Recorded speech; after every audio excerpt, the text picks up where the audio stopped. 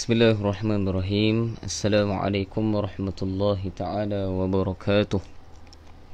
Ila hadratin Nabi al-Mustafa sallallahu alaihi wasallam wa ila azwajihi wa dhurriyyatihi wa ila ashabihi wa ila at-tabi'in wa ila at-tabi'ut tabi'in wa ila al-ulama wal nuqaba wal nujaba wa ila awliya'is salihin wa ila abaina wa ummahatina wa ila al-muslimina wal muslimat wal mu'minina wal mu'minat وخصوصا إلى مؤلف الكتاب شيخنا شيخ الحديث كتب الأخطاب مولانا زكريا ابن مولانا يحيى رحمه الله تعالى بسير الفاتحة. الحمد لله.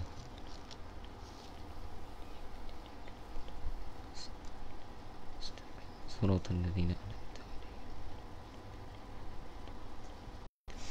إن الحمد لله نحمده ونستعينه ونستهدي ونستغفره ونؤمن به ونتوكل عليه ونعوذ بالله من شرور أنفسنا ومن سيئات أعمالنا من يهده الله فلا مضل له ومن يضلله فلا هادي له نشهد أن لا إله إلا الله وحده لا شريك له ونشهد أن سيدنا ونبينا ومولانا وحبيبنا وطبيبنا وإمامنا محمدا عبده ورسوله لا نبي بعده. اللهم صل وسلم على نور الأنوار وسير الأسرار وترياك الأغيار ومفتاح باب اليسار سيدنا ومولانا محمدا المختار وآله أطهار وأصحابه الأغيار عدد نعم الله وإفضاله. فقال سبحانك لا علم لنا إلا ما علمتنا إنك أنت العليم الحكيم. فقال رب اشرح لي صدري ويسر لي أمري واحلل عقدة من لساني يفقه قولي ولا حول ولا قوة إلا بالله العلي العظيم. أما بعد. Assalamualaikum warahmatullahi ta'ala wabarakatuh. Ashabul fadilah, para alim ulama, para asatidah yang saya muliakan, keluarga saya ni dan juga bunda saya, semoga Allah beri afiah berpanjangan insya-Allah, dan juga kepada semua pendengar ataupun semua penonton di Facebook live Madrasah Ar-Raudah ni, semoga Allah Subhanahu wa taala memberikan kekuatan pada kita dan Allah berikan petunjuk pada kita untuk sentiasa beramal dan meningkatkan amalan kita pada bulan Ramadan insya-Allah. Alhamdulillah. Ini hari ke berapa? Hari ke 7. 7 7 berpuasa dah. Alhamdulillah. Fasa pertama ni seperti mana yang diberitahu ataupun dimaklumkan oleh baginda Nabi sallallahu alaihi wasallam, seperti mana sebelum ni hadis yang pertama, yakni pada awaluhu rahmah, pada awal bulan ini adalah bulan rahmat. Kita dah bahas panjang dah bulan rahmat ni. Para ulama kata kita perlukan rahmat daripada Allah Subhanahu wa taala. Tanda mereka yang mendapat rahmat daripada Allah taala apa dia? Mereka akan sentiasa didatangkan keberkatan dalam kehidupan mereka. Apa dia keberkatan ustaz? Al-barakah ziyadatul khair ilahi. Al-barakah ziyadatul khair ilahi.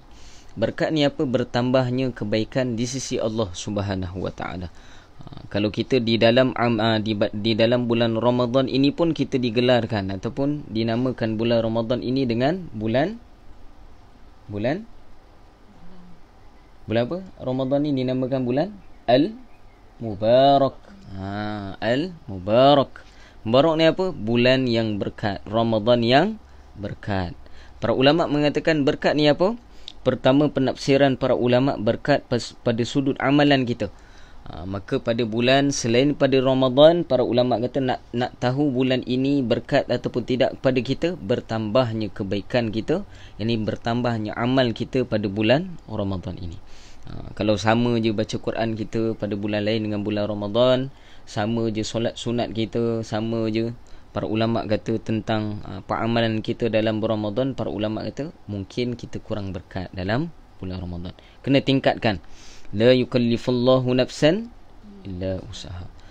Allah takkan menguji seorang itu, Allah takkan datangkan taklifkan pada kewajipan pada dia melainkan apa yang dia mampu. Dia mampu ni para ulama kata apa?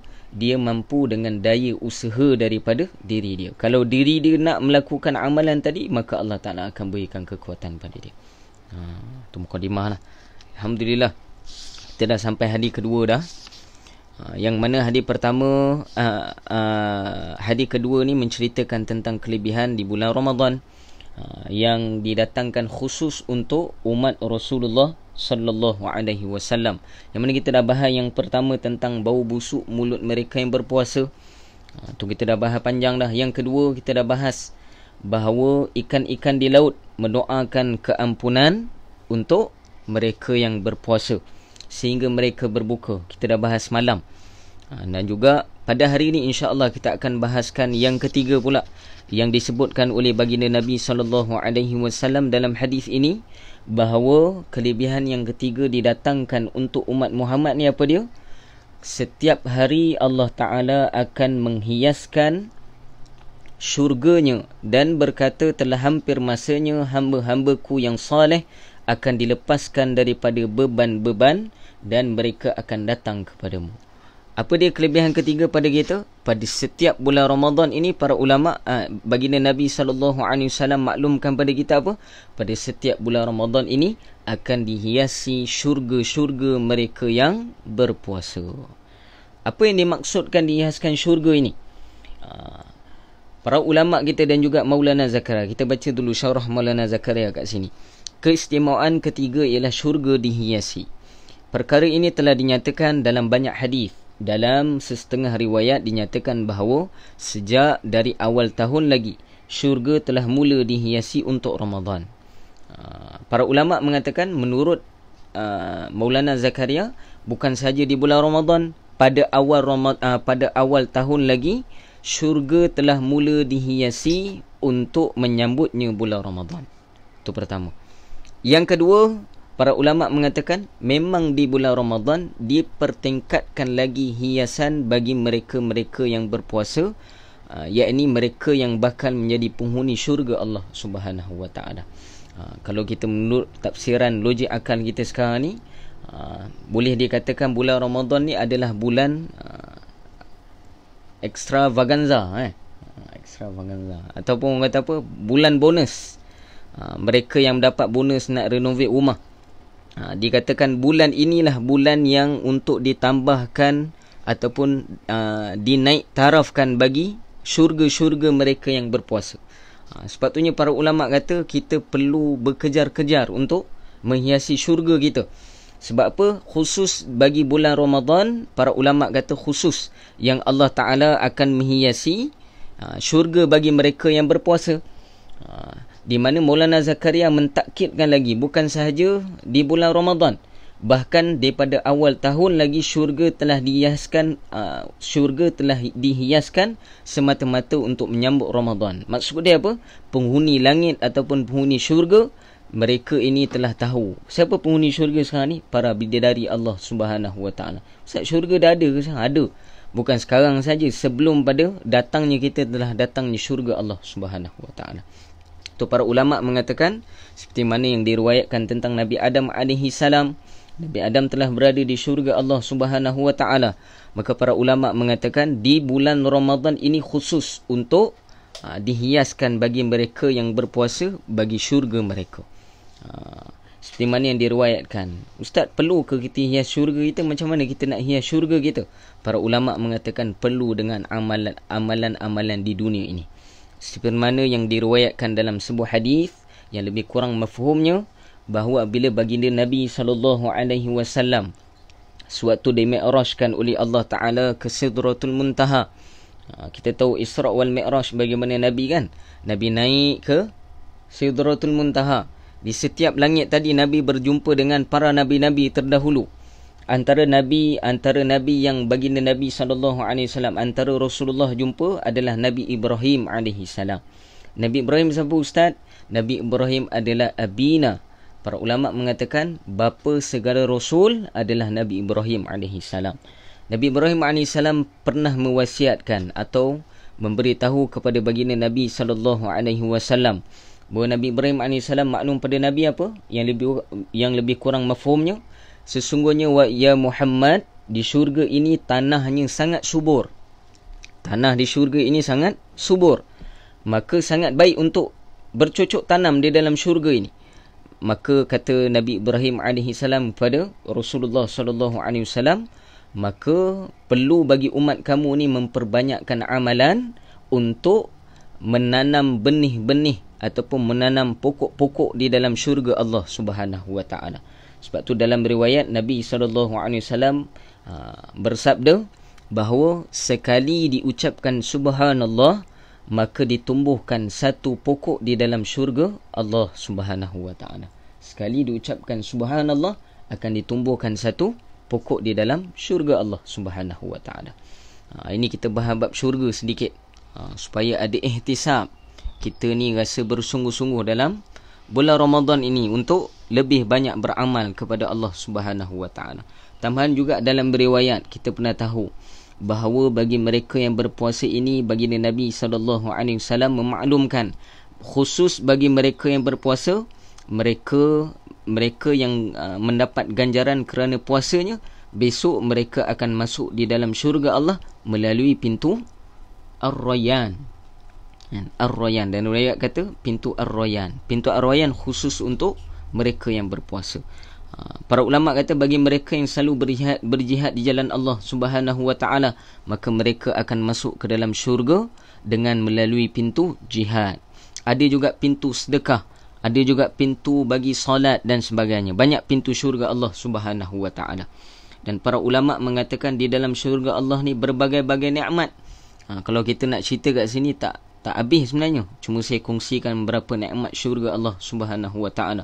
Pernah diriwayatkan oleh daripada Abdullah ibnu Abbas radhiyallahu anhuma, bahawa Ibnu Abbas dalam riwayatnya dia mengatakan bahawa di dalam syurga Allah Subhanahu wa taala ini, juga di dalam kitab Mukashafatul Qulub Imam Ghazali rahimahullahu taala, Al-Imam Ghazali rahimahullahu taala meriwayatkan satu kisah. Tadi Ibnu Abbas radhiyallahu anhuma pernah memaklumkan pada kita syurga Allah Subhanahu wa taala ini mempunyai berbagai-bagai nikmat. Antara nikmat yang bakal kita dapat di dalam syurga nanti, para ulama mengatakan kita ini akan duduk di dalam mahligai-mahligai khusus yang dibuat oleh Allah Ta'ala untuk kita. Kata Imam Ghazali rahimahullah ta'ala dalam kitab Mukashafatul Qulub, Imam Ghazali Mukashafatul Qulub dalam riwayat mengatakan bagi mereka yang masuk dalam syurga Allah, mereka yang jaga solat mereka akan dapati di dalam syurganya adanya satu mahligai, satu istana yang besar. Istana tadi, tinggi istana tadi, kalau boleh digambarkan setinggi 70,000 tingkat. Ditambah dalam riwayat, di setiap tingkat di dalam syurga itu, di dalam mahligai ataupun bangunan di dalam syurga itu, di dalam istananya, adanya 70,000 bilik, ataupun 70,000 pintu. Pertama 70,000 pintu. Di dalam setiap pintu tadi ada 70,000 bilik. Di dalam setiap 70,000 bilik adanya 70,000 katil. Dan di setiap pada 70,000 katil adanya 70 bidadari Allah Subhanahu wa taala. Ustaz, ni bagi lelaki bidadari lah, perempuan apa Ustaz? Mungkin bidadara kot. Para ulama mengatakan bagi perempuan, mereka akan bersama dengan suaminya yang tercinta di dalam syurga Allah Subhanahu wa taala. Bagi perempuan, mereka muslimat ataupun mukminat ini, mereka akan menjadi ketua para bidadari Allah Subhanahu wa taala. Pernah diriwayatkan juga bagi mereka yang masuk ke dalam syurga Allah Subhanahu wa taala ini, mereka akan ditukarkan dengan 5 perkara. Ni kena ingat, dengan 5 perkara. Pertama, mereka yang masuk dalam syurga Allah Ta'ala. Saya pernah cerita dalam kuliah saya sebelum ni. Dalam syurga Allah ni, dalam riwayat para ulama sebut, yang mana setiap daripada mereka yang masuk dalam syurga Allah, pertama akan diubah tubuhnya. Tubuh kita semua ni akan diubah oleh Allah Ta'ala besok di akhirat, di dalam syurga Allah, seperti mana tubuhnya Nabi Adam AS. Dalam riwayat, tubuh Nabi Adam ini pernah dikaji oleh para ulama. Tubuh Nabi Adam ini setinggi 70 hasta. Tingginya Ustaz? Ya, tinggi. Sebab para ulama kata untuk mendapatkan nikmat-nikmat dalam syurga ini memerlukan tubuh yang kuat, tubuh yang besar. Maka diberikan tubuh seperti mana tubuh Nabi Adam AS. Itu pertama dalam riwayat. Yang kedua, akan ditukarkan setiap daripada umur mereka yang masuk ke dalam syurga Allah ini seperti mana umur Nabi Isa alaihi salam. Berapa umur Nabi Isa, Ustaz? Sekitar 33 tahun. 33 tahun. Itu dalam riwayat. Kenapa 33 tahun, Ustaz? Pandangan ulama mengatakan pada umur inilah umur yang paling baik ataupun paling cantik pada sudut tubuhnya yang ataupun pada sudut fizikalnya. Maka tubuh yang paling ideal adalah pada umur 30-an. Tubuh yang paling ideal.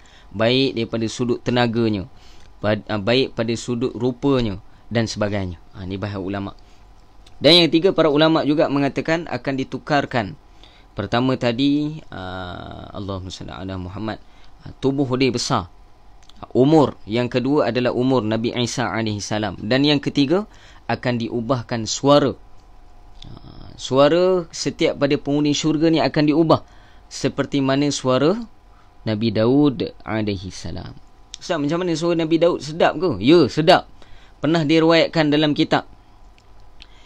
Suatu guru saya yang mulia, Tuan Guru Haji Razali Ibrahim, hafizahullah ta'ala, yang mana dia mensyarahkan tentang kelebihan-kelebihan syurga. Dia menceritakan bahawa pernah dalam satu riwayat, kita boleh lihat dalam beberapa kitab, antara Kashful Ghaibah karangan Syekh Daud Al-Fatani rahimahullah ta'ala. Guru saya sewaktu mensyarahkan kitab ini, dia menceritakan kisah ini, yang mana suara Nabi Daud AS ni punya sedap. Kalau dibacakan kitab Nabi Daud, apa dia kitab Nabi Daud? Kitab Zabur.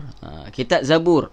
Apabila Nabi Daud AS baca kitab Zabur, maka dalam riwayat air terjun akan berhenti. Kalau air terjun, Nabi Daud AS berada di tempat yang tinggi ataupun berada di kawasan air terjun, maka air terjun tadi akan berhenti untuk mendengar suara Nabi Daud AS.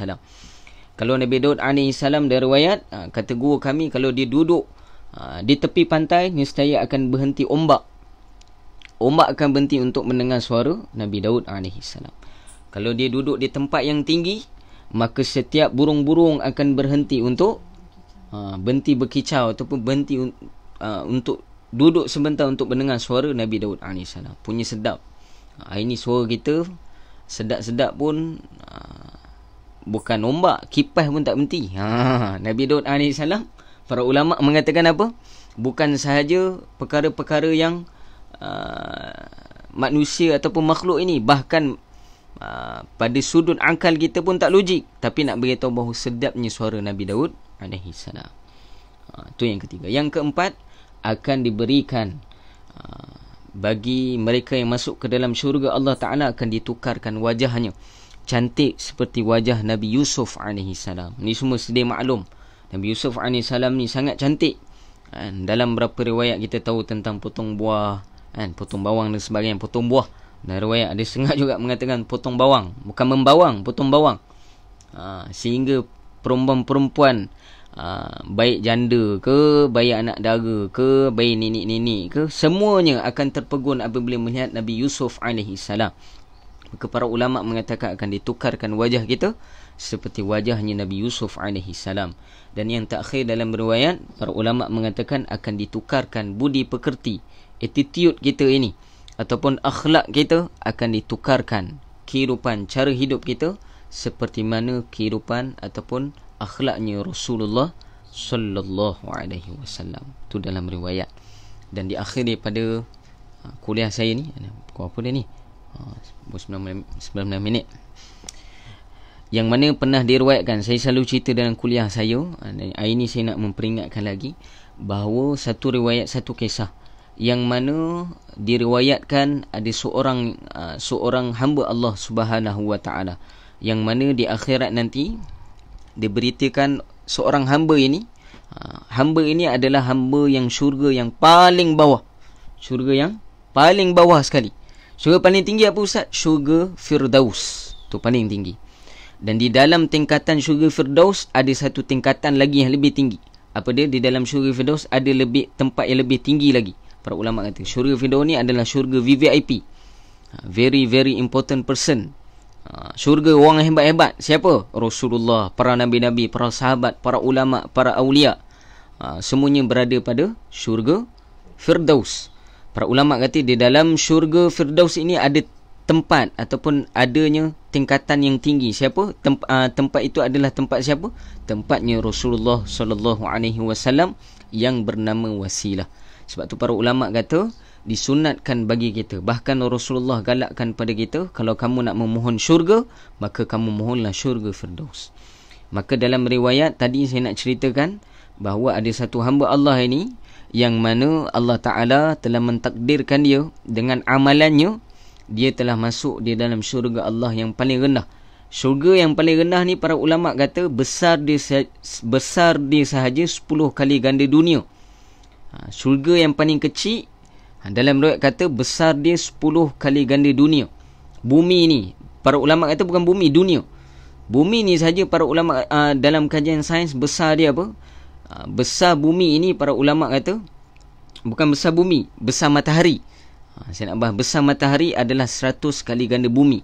Itu adalah bintang yang paling besar dalam cakrawala kita, Bima Sakti ni. Maka dalam riwayat kata ulama bukan besar bumi tapi besar dunia. Dunia ni besar mana? Wallahu a'lam, memang sangat besar. Maka digandakan bagi mereka yang syurga paling bawah ini dengan 10 kali ganda dunia. Kita ni kalau dapat kawasan besar lah, kan? Katakanlah kita ni dapat Bandar Permaisuri, Bandar Seri Permaisuri ni kita seorang punya. Oi, bukan main sonok kita. Ataupun Bandar Tun Razak ni kita seorang punya. Kitalah orang yang memegang geran tanah dalam Bandar Tun Razak ni. Bandar Tun Razak ni kita punya. Bandar Seri Permaisuri kita punya. Kita punya seronok. Tak tahulah nak cakap.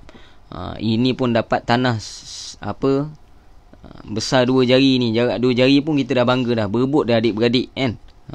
Merebut warisan-warisan daripada keluarga. Nak rebut apa? Tanah besar 2 jari ni. Itu pun berebut.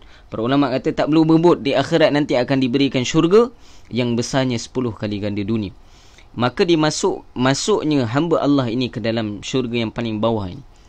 Maka dia duduk lama dalam syurga ini. Dalam riwayat kata telah berlaku satu peristiwa yang mana saya pernah kisahkan kisah ini. Kita dengar lagi kisah ini supaya datang ihtisab, datang kekuatan untuk kita lebih beramal.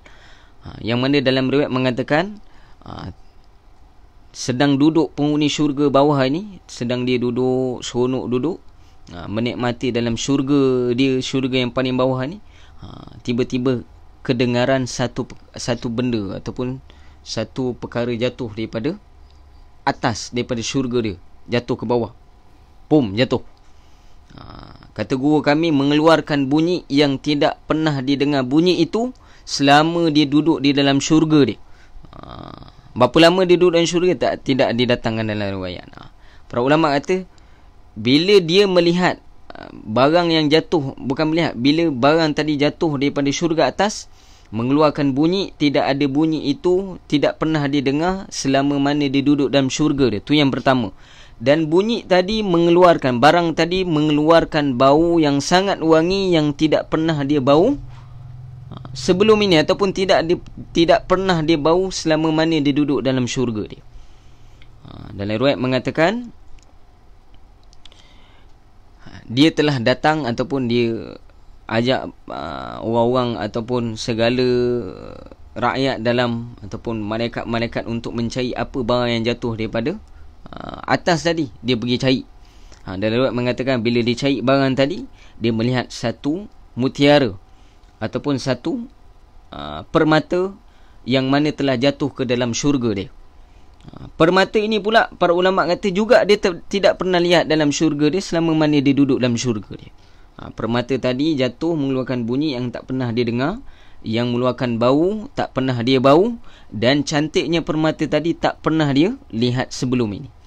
Maka riwayat mengatakan dia bertanya kepada malaikat, "Wahai malaikat, apakah barang ini? Apakah perkara ini? Apakah permata ini?" Maka malaikat ni kata tak apa. Malaikat ni pergi naik atas, pergi tanya syurga atas. Mungkin barang ni jatuh pada syurga atas. Maka apabila malaikat naik di syurga atas, turun balik bertemu dengan si fulan ni tadi yang berada pada syurga bawah, dia maklumkan bahawa yang jatuh daripada syurga atas ni apa dia? Yang jatuh daripada syurga di atas ni adalah peluh syurga, peluh ahli syurga di atas. Jatuh ke syurga bawah. Ustaz, di syurga berpeluh ke? Tidak, syurga tidak berpeluh. Kita tidak akan berpeluh di dalam syurga. Tapi para ulama mengatakan setiap perkara yang pada dunia, pada mata kacamata dunia kita buruk, seperti mana peluh, kita pandang perkara tadi buruk, dia akan bertukar menjadi permata. Maka para ulama mengatakan jatuhnya peluh daripada syurga atas tadi mengeluarkan bau yang sangat wangi yang tidak pernah dibau oleh penghuni syurga bawah. Ini dalam riwayat. Lalu ditanya oleh penghuni syurga bawah ni, wahai malaikat, apakah beza di antara amalan aku dan amalan orang syurga atas ni? Maka dijawab oleh malaikat, perbezaan syurga kamu dan juga syurga di atas dan juga syurga di bawah, apa perbezaan kamu dengan ahli syurga di atas? Hanyalah dibezakan dengan subhanallah. Apa dia subhanallah? Sekali je beza subhanallah disebut. Jadi para ulama kata, sebab itulah mereka yang paling menyesal, ada pandangan ulama mengatakan orang yang paling menyesal adalah bukan mereka yang masuk ke dalam neraka, itu memang confirm menyesal. Tapi yang lebih menyesal lagi adalah mereka yang masuk dalam syurga Allah. Kenapa menyesal Ustaz? Orang yang masuk dalam syurga Allah apabila dia melihat bahawa amalan-amalan dia menyesali atas amalan-amalan dia. Kerana apa? Segala nikmat di dalam syurga ditentukan melalui amalannya di dunia. Beza antara syurga atas, para ulama kata tubuh peluh. Belum cerita lagi tentang bangunan, belum cerita lagi tentang tingkatan, belum cerita lagi tentang segala nikmat yang didatangkan di dalam syurga. Berbeza langit dan bumi, kata ulama. Apa beza Ustaz? Jarak dia, para ulama kata beza di antara langit dan bumi. Dan setengah riwayat mengatakan jarak di antara satu syurga dengan syurga yang atas memakan masa selama 500 tahun perjalanan. Jauh ya Ustaz, jauh, sangat jauh. Dan 500 tahun perjalanan bahawa ulama adalah 500 perjalanan akhirat. Semuanya ditentukan melalui amalan kita di dunia ini. Maka para ulama mengatakan pada menafsir mensyarahkan hadis ini, maka sepatutnya kita di dalam dunia ini kita kena memperbanyakkan amal kita kepada Allah Subhanahu Wa Taala. Sebab apa? Penentuan pada setiap perkara di dalam syurga Allah, lebih-lebih lagi di akhirat nanti adalah melalui amalan kita di dunia ini. Wallahu Subhanahu Wa Taala a'lam. InsyaAllah tu perkongsian sedikitlah, nak cerita syurga ni 2-3 jam baru habis. InsyaAllah. Alhamdulillah, semalam kita dah kongsikan doa. Pada awalnya kita kuliah sebelum ni kita kongsikan doa ketika hujan. Hari ni semalam kita kongsikan doa selepas hujan. Hari ni Ustaz nak kongsi doa apa? Ini doa harian kita. Kita kongsikan doa berkaitan dengan doa apabila kita mendengar guruh ataupun kita mendengar petir. Para ulama kata bila mendengarkan guruh ataupun petir, ada doa yang diajarkan oleh baginda Nabi sallallahu alaihi wasallam. Ataupun boleh dikatakan apabila berlakunya ribut yang berlaku ataupun angin kencang dan sebagainya, ada doa yang diajarkan oleh baginda Nabi sallallahu alaihi wasallam. Telah diriwayatkan di dalam kitab Sunan Abi Daud rahimahullahu taala, juga di dalam kitab Sahih Ibnu Majah rahimahullahu taala, dalam dua kitab hadis ini, yang mana baginda Nabi sallallahu alaihi wasallam mengajarkan apabila berlakunya ribut ataupun terdengarnya petir. Ada beberapa riwayat lain juga yang Nabi ajarkan, tapi saya nak kongsikan doa yang mudah untuk kita amalkan bila berlakunya angin yang kuat seperti hujan lebat dan sebagainya. Maka kita boleh membacakan doa ini. Apa doa dia? Boleh ikut sama-sama insya-Allah. Bismillahirrahmanirrahim. Allahumma inni as'aluka khairaha wa a'udzu bika min syarriha. Pendek je. Allahumma inni as'aluka khairaha wa a'udzu bika min syarriha. Allahumma inni as'aluka khairaha wa a'udzu bika min syarriha. Kalau kita berjemaah, kita boleh jamakkan. Ini dengan lafaz mufrad untuk seorang, Allahumma inni as'aluka. Kalau kita nak jamak, Allahumma inna nas'aluka khairaha wa na'udzubika min syarriha. Itu kalau pada sudut lughah lah, nahu. Kalau seorang, Allahumma inni as'aluka. Kalau ramai, Allahumma inna nas'aluka khairaha wa na'udzubika min syarriha. Dapat? Kita boleh semaklah dalam kitab-kitab, dan saya akan kongsikan doa ini insya-Allah di akhir daripada kuliah kita insya-Allah. Wallahu subhanahu wa ta'ala a'lam. Ustaz ada kelebihan ke para ulama? Apa maksud doa ini? Lupa pula. Apa maksud doa ini? Ya Allah, Allahumma inni, wahai Tuhan kami, wahai Allah, inni as'aluka, aku bermohon kepadamu, khairaha, kebaikan di atas ribut yang melanda ni. Kalau ada kebaikan, aku memohon kebaikannya. Wa a'udzubika min syarriha, dan aku berlindung daripada keburukannya. Wahai Allah, aku memohon kebaikan di dalamnya, dan juga aku berlindung daripada keburukan di dalamnya. Allahumma inni as'aluka khairaha wa a'udzubika min syarriha. Dapat semua insya-Allah. Kalau kita nak jamak, saya ulang balik, Allahumma inna nas'aluka. Kalau kita baca keluarga, berlaku hujan lebat, maka kita jamakkan doa kita, Allahumma inna nas'aluka khairaha wa na'udzubika min syarriha. Dapat semua insya-Allah. Wallahu subhanahu wa ta'ala a'lam. Jadi insya-Allah yang baik semua daripada Allah Subhanahu wa taala, yang buruk pada nafsu amarah saya dan kelemahan diri saya, semoga Allah Subhanahu wa taala memberi kekuatan pada kita untuk kita amalkan ilmu yang telah kita peroleh ini, dan kita ambil iktibar dan juga kita sampaikan pada mereka yang tidak ada dalam majlis ni.